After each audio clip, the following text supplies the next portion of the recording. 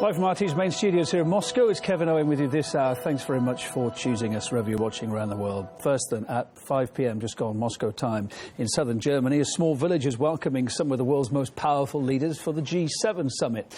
Ahead of getting down to business, the atmosphere's been jovial, US President Barack Obama in particular in a jokey mood. I must admit that when I first learned that Angela was going to host the G7 in Bavaria, I was hoping that it would fall during Oktoberfest. But then again, there's never a bad day for a beer, and vice versa. I want to thank everybody for this wonderful visit to this beautiful village. I know it's a lot of hard work when I come to town. That was, without question, the best Alphorn performance that I've ever heard.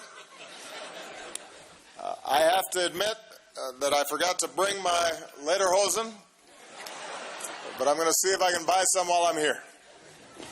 Well, beyond the summit venue, though, the atmosphere less friendly. Over 20,000 police officers have been deployed to ensure protests don't disrupt the summit. RT's Harry Fear caught up with one group of demonstrators. It is indeed incredibly high security. It's hard to tell just how many protesters there are here. There are so many disparate groups, there are various routes planned, but we don't know exactly how many there are. At least several hundred. Their messages are anti-G7, they're anti-TTIP, they're anti-NATO, they're anti-global inequality, and they're anti-war. This is just one of protests taking place. As I say, I just want to show you the column here of protesters being escorted by the police. It's a highly managed event. The police, as you can see, well prepared for a riot. At present, there's been no misconduct of any means. But the police budget, or the security budget for this whole G7 summit, it's estimated it will total 200 million euros, a very expensive price ticket for just a few thousand protesters here. So then, the world leaders have now secluded themselves for talks in a lavish sanctuary nestled in the Bavarian Alps. According to the resort, it's the best place to, quote, just do nothing and dwell in possibility, end quote. Well, there are over 100 rooms to choose from, and guests have a selection of restaurants too, from Thai to Italian. After the talks, the heads of state can soak their worries away in one of the many spas. 2 nights cost over €3,000. The EU Council heads urged the G7 leaders to keep in place sanctions against Russia over Ukraine, but at the same time, Donald Tusk said that the group would like to see Moscow back in the ranks.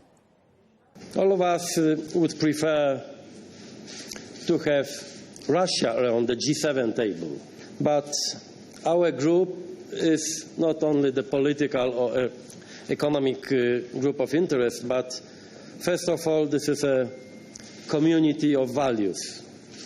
And that is why Russia is not among us here today. I spoke about that then to investigative journalist Tony Gosling, who says Western politicians are reviving Cold War rhetoric.